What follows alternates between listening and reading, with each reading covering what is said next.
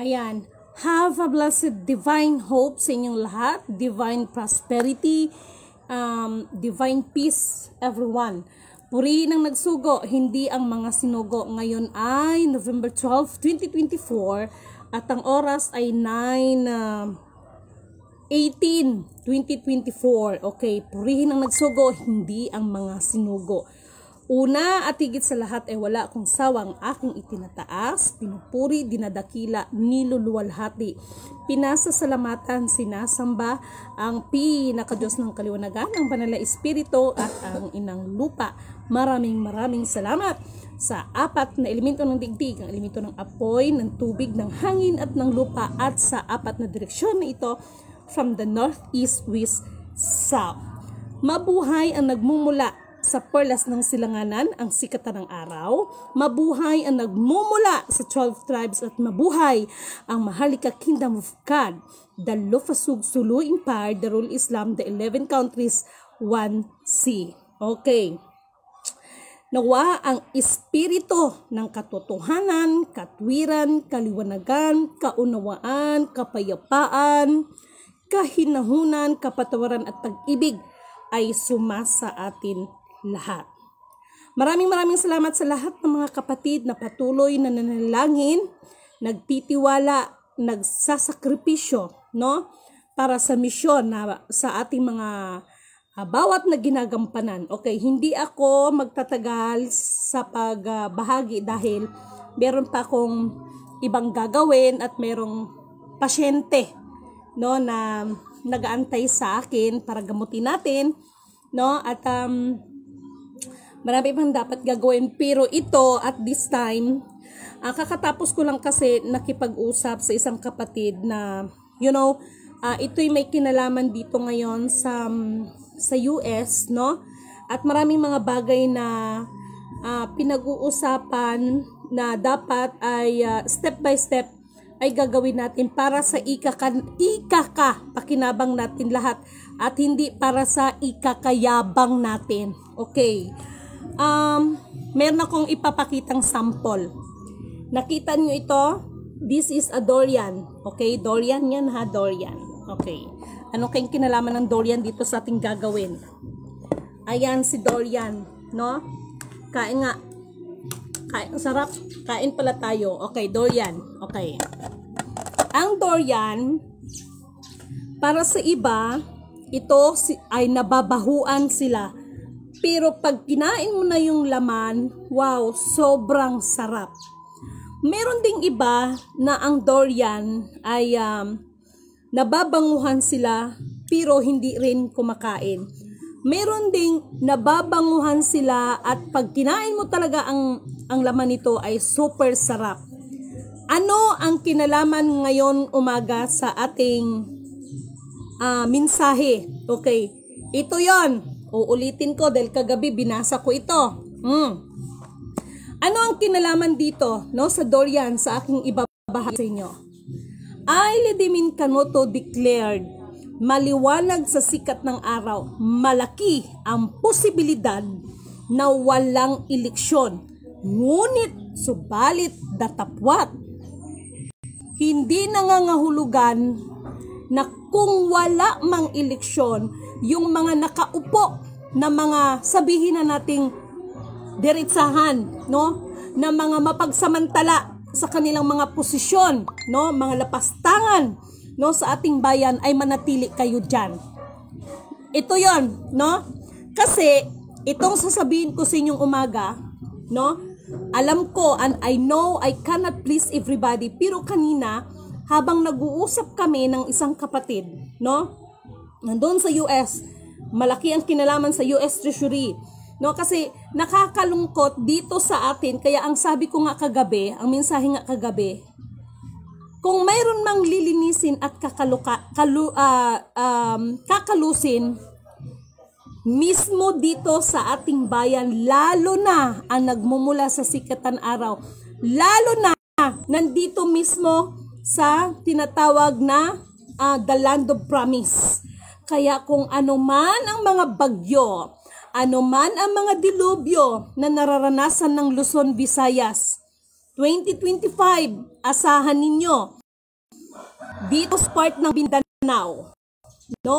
Dito mas malaki ang magaganap na mga dilubyo, mga kung ano-ano pa, mga lindol dito, lindol doon. Dahil ito po mismo ang the land of promise ang linisin at ano ba tawag doon?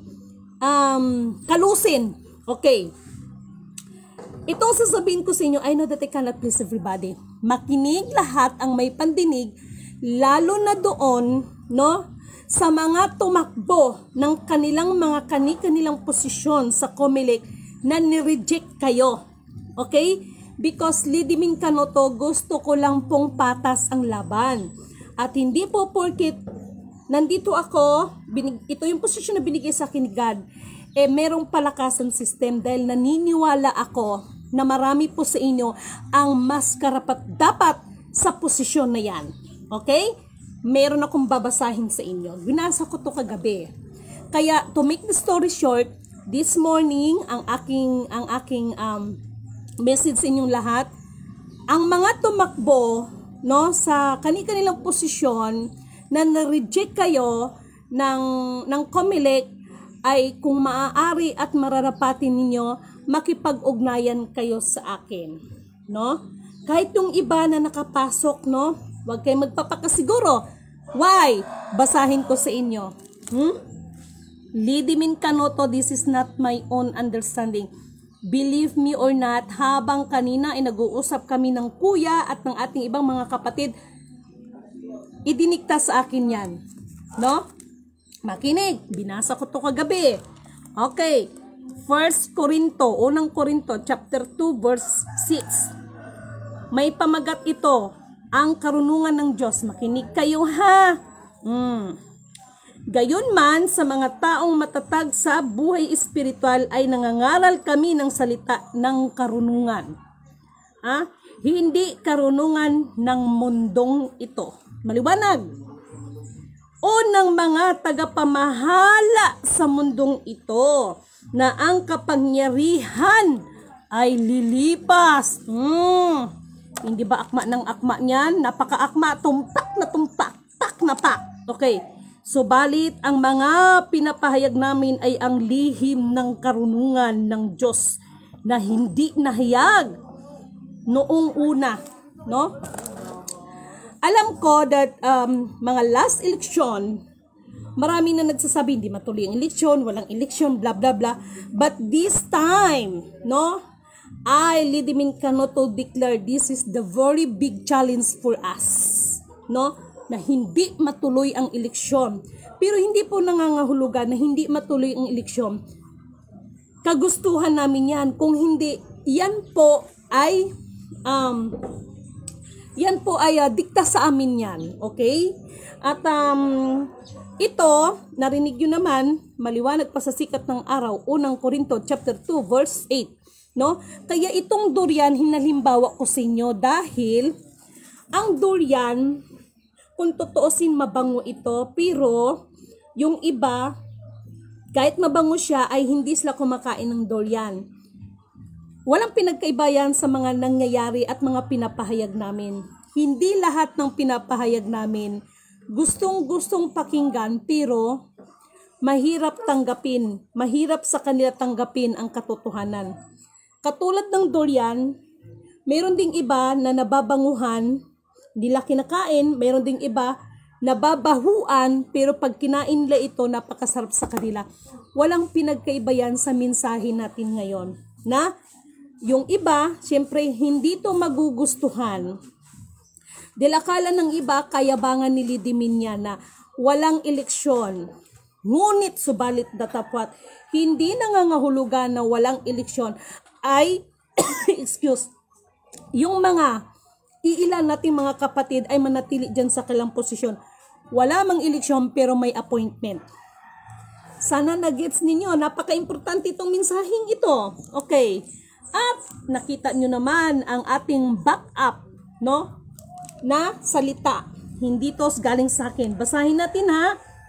Walang isa man sa mga tagapamahala sa daigdig na ito ang nakakaunawa sa karunungang iyon. Okay? Sapagkat Kung maunawaan nila iyon, hindi sana nila ipinako sa krus ang Panginoon ng kaluwalhatian. Anong ibig sabihin nito? No? Yung iba, kung alam nyo lang talaga sana ang katotohanan, no, ng buong katotohanan, no, may kinalaman din ito sa material na bagay. Dahil kung talagang alam ninyo, no, ang problema nga hindi niyo nga inuuna to glorify and honor our Almighty Creator Purihin ang nagsugo, hindi ang mga sinugo. Dahil yung mga hawak ninyo, yun pa ang naging dahilan punot dulo na hindi niyo namamalay ng sarili niyo na gusto niyong ihayag ay yung mga sarili ninyo na ako si ganito, ako si ganon. Sa halip na ang itataas at unahin natin yung panukala at kalooban ng Panginoon. Maliwanag? Okay? Sapagkat kung naunawaan nila iyon, hindi sana nila ipinako sa krus ng Panginoon na kalwalatin. Subalit, tulad ng nasusulat, hindi pa nakikita ng mata o naririnig ng tainga, ni hindi pa sumasagi sa isip ng tao ang mga inihanda ng Diyos. Ayan na. Hindi pa naririnig at nakikita ang inihanda ng Diyos. Kaya ito yung sinasabi ko sa inyo, no? Kasi alam ko, mga tao, I know that I cannot please everybody, no? Hindi pa ba sapat yung mga naihayag ni Lidimin, no?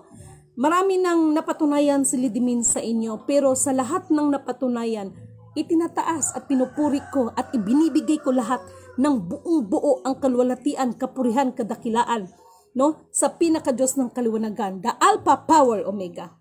Sana nagets ninyo. Kasi kayo, see is to believe. No? May mga naririnig na maniwala kayo sa babae na yan. Pobre yan. Maniwala ka sa babae na yan, nagre-renta lang naman ng bahay yan. Maniwala kayo sa babae na yan, wala kang sasakyan yan. Maniwala ka sa babae na yan, patay gutom yan. Thank you. Okay? Thank you so much sa lahat ng mga sinasabi ninyo. Okay? Ito na. Ni hindi nga sumasagi sa isip ng tao ang inihanda ng Diyos para sa mga umiibig sa Kanya. Okay? Kaya ako, nagpasalamat ako sa Panginoon dahil ipinakita lang ang kapangyarihan kung paano kumikilos ang kataas-tasan. Yung mga kapatid natin na Lidimin, Purihin ang nagsugo, hindi ang mga sinugo. Maraming salamat dahil gumaling kami. Lidimin, ay yung mga pananim namin nung bagyo, nagsabi, signal number 4 sa amin, walang napinsala sa aming mga pananim. Yun yung katibayan kung paano kumilos ang kapangyarihan ng Diyos. Hindi si Lidimin dahil hindi ako katulad ng iba. Ako ang nagpa-stop ng bagyo. Ako ang nagpa-stop ng lindol. Hindi po. Bagkos, magpasalamat tayo at ibigay natin ang kaluwalhatian, no, sa nagsugo, no, kay Lidimin at sa iba nating mga kapatid, dahil siya po ang makapangyarihan sa lahat. Ipinaramdam niya ang presensya niya, ang kapangyarihan niya, na tayo po ay maligtas sa mga kapahamakan. Maliwanag? Okay? Ngunit ito ay inihayag na ng Diyos sa atin sa pamamagitan ng Espiritu. This is it. No? Sinasaliksik ng Espiritu ang lahat ng bagay. Kaya nga yung ibang mga pilosopo, kung alam mo pala Lidimin, bakit hindi mo gagawin? Alam ko po ang gagawin ko. Kaya lang po marami po tayong mga bagay na dapat nating isaalang-alang. Kasi po may mga bagay na alam nyo, ang biyaya na nagmumula sa kataas-tasan, ito po ay hindi tayo mabagabag. Kaya tingnan nyo yung iba, no? Diretsahan. No, mga magnanakaw kayo ng mga backup, no? Wala kayong kapayapaan, wala kayong katahimikan at nagiging mitsa pa ng buhay dahil ang tunay na biyaya ng Panginoon ay hindi po tayo magkakaroon ng kagulumihanan bagos magkaroon tayo ng kapayapaan sa ating mga pag-iisip. Yun po ang tunay na biyaya na nagmumula sa kataas-taasan. Okay? Na kayo tumawag sa akin. Okay. Walang nakakaalam sa iniisip ng isang tao maliban sa kanyang sariling espiritu. Gayon din naman, walang nakakaalam sa iniisip ng Diyos maliban sa espiritu ng Diyos. Ang tinanggap natin ay hindi ang espiritu ng sanlibutan, kundi ang Espiritu na mula sa Diyos upang maunawaan natin ang mga kaloob niya sa atin. Kaya nga si Lidimin Canuto, sorry huwag kayong magagalit sa akin, tamaan na kinantamaan. Kaya nga diba sinasabi ko, maraming gumagalaw ngayon na programa ng Diyos, programa ng Diyos. Ang pangunguligta po, hindi po programa ng Diyos. Na? Hindi ganyan ang programa ng Diyos ng pangunguligta, katakot-takot na pangunguligta. Hindi po programa ng Diyos yan. Alalahanin nyo, lahat po na naging propeta ng Panginoon, sila po ang nagsilbi sa tao, hindi po sila ang pinagsisilbihan. Even Jesus Christ ay hindi pumarito at hindi pinadala sa atin dito sa sanlibutan para magpasilbi sa tao kung hindi siya po ang nagsilbi sa atin. Na? Maliwanag yan. No? Kailangan alamin natin ang kalooban ng Diyos. Lidimin Canuto declared ang pangungulikta po talaga para sa sinasabing humanitarian, blah blah. Hindi po kalooban ng Diyos yan. Na? Kaya yung iba nagkandamatin na lang. Sorry for my words, but that is the truth. Okay? Ito na. Ang tinanggap natin ay hindi ang espiritu ng sabitan, kundi ang espiritu na mula sa Diyos upang maunawaan natin ang mga kalooban sa atin.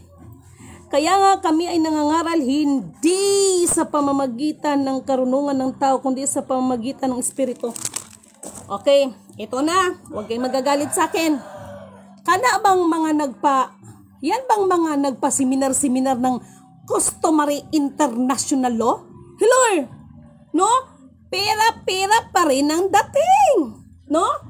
Pero, yung iba naman, tuwang-tuwa, may certificate. Alam ko naman yung iba dyan no? Nagbabayad ng mahal. Ilang session ba yan? Ang tanong, mayroong bang laman ng utak ninyo? Hindi nyo nga may pagtanggol ang mga sarili ninyo pang ididimulis kayo Nasaan ang ustisya? Kayo talaga. Mga pasaway. Hello nga pala kay kapatid na Bae, Lourdes Infante, kapatid. Hoping that one of these days ay magkita tayo ng personal, no? Kasi nagpasalamat ako, Bae, dahil nandyan ka, tumatayo ka, no? Para sa iba nating mga kapatid, no? At pagtulungan natin itong mga lapastangan sa ating bayan. Okay? Okay. Kaya nga kami ay nangangaral hindi sa pamamagitan ng karunungan ng tao, kundi sa pamamagitan ng Espiritu. Ang ipinapaliwanag namin ay mga katotohanang espiritual para sa mga nagtataglay ng Espiritu. Okay? God is justice. No? Sapagkat ang taong hindi nagtataglay ng Espiritu ay hindi kayang tumanggap ng mga kaloob mula sa Espiritu ng Diyos para sa kanila. Kahangalan ang mga iyon at di nila naunawaan. Okay? Sapagkat ang mga bagay na espiritual ay mauunawaan lamang sa pamaraan ng espiritual. Nauunawaan ng taong nagtataglay ng espiritu ang kahalagahan ng lahat ng bagay. Ngunit hindi siya, hindi siya nauunawaan ng taong hindi nagtataglay ng espiritu. Sino ang nakakaalam ng pag-iisip ng Panginoon? Sino ang nakapagpapayo sa Kanya? Ngunit nasa atin ang pag-iisip ni Kristo. Purihin ang nagsugo, hindi ang mga sinugo. To make the story short, at this time, tahasang sinasabi ni Lidimin sa inyo. Nag-post na ako kagabi, system is real, no? Nag-post na ako kagabi. Kayo, mahilig kayo ng cease to believe. Sige. Okay? So, sa lahat po ng tumakbo ng for candidacy for their own position na hindi kayo tinanggap ng COMELEC, no? Kasi pera-pera lang din naman sa COMELEC, di ba? Makipag-ugnayan kayo sa akin, no? At itong mga tinanggap sa COMELEC, huwag kayo magpakasigurado. Nasa inyo yan kung makipag-ugnayan kayo sa akin or hindi. Itong ginagawa natin ay dadaan pa rin tayo sa tamang proseso dahil dito sa atin, hindi po maaari ang palakasan system at huwag kayong mag-alala.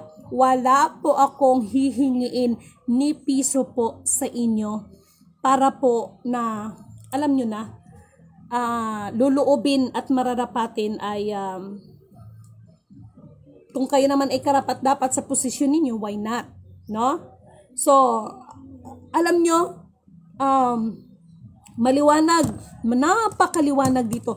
Actually, kagabi, nag-vlog na ako at sa totoo lang may lakad ako, pero hindi ko na malaya ng oras. Nag-usap kami ng ating ibang mga kapatid sa mga divine plan, no, for us, para sa ikakapakinabang nating lahat at hindi para sa ikakayabang ng bawat isa, kundi para sa ikakapakinabang natin lahat. Hindi po to madali, hindi po to instant dahil po sa nangyari kasi sa atin in how many years, no? Nilamon tayo ng sistema ng talagang nandoon yung balot na balot sa kadiliman. I, Lydimin Canoto, declared, no? Ang number one na kakalusin, tama ba yung words? Kakalusin o lilinisin ay mismo ang tinatawag na the land of promise. 2025, ang mga matitinding mga dilubyo, mga sakuna, mga lindol dito, lindol doon, no? Mga kung ano-ano pang mga ano-ano pang mga hindi inaasahan. Mangyari yan sa buong mundo, dito mismo sa tinatawag na the land of promise, bagamat dito sinasabi na nagmumula sa sikat ng araw upang linisin. Ulitin ko, sana nakuha ninyo. Dito mismo yan sa the land of promise, sa Mindanao, makakatikim ng latos. Ano ba yung sa latos ng Tagalog? Hampas, no? Bakit dito mas lilinisin? Dahil sa lahat ng mga kaguluhan na mangyayari, sa lahat ng mga kagutom na mangyayari, no? Diyan lilitaw ang buong katotohanan. Dahil ang tao, hanggat mayroon pang maipagyayabang sa sarili, no? Ay hindi yan matutong tumanggap ng katotohanan. Hindi ko napahabain ang aking mensahe sa inyo. Napakaliwanag, sana naintindihan ninyo kung bakit gumamit pa ako ng prutas na durian. Sana naintindihan ninyong mensahe. At doon sa 1 Corinthians chapter 2 verse 8. Chapter 2 ba yon? Sarap ng durian. No? Chapter 2 yun, di ba? Nabi ko sa inyo para hindi tayo magkamali. Unang Korinto, chapter 2, verse 6 downwards. Basahin nyo dyan, ha? Alam nyo, sa totoo lang, talagang nagpapasalamat ako sa kataas-taasan. Ako hindi po ako nag-aaral ng Bible, pero pag dinikta yan, no, sa akin, yan po, ginagawa ko yan. At uulitin ko, itong mga pahayag ko sa inyo, tandaan ninyo, si Lydimin Canoto ay hindi po ako naghahayag sa inyo na manghikayat para umanib kayo sa akin, kundi sana maunawaan ninyo ang inyong kaunawaan at magbigyan kayo ng kaliwanagan. Dahil tinawag ako na si Lucifer. Dahil sa sinabi kong purihin ang nagsugo, hindi ang mga sinugo. Dahil po nagbabatay lang tayo, no, doon sa mga aral that maging ang kataas-taasan ay maging si Jesus Christ ay taasan niyang sinabing mas may nakakahigit sa kanya. Pangalawa, maging siya ay itinuro niya ang tamang panalangin.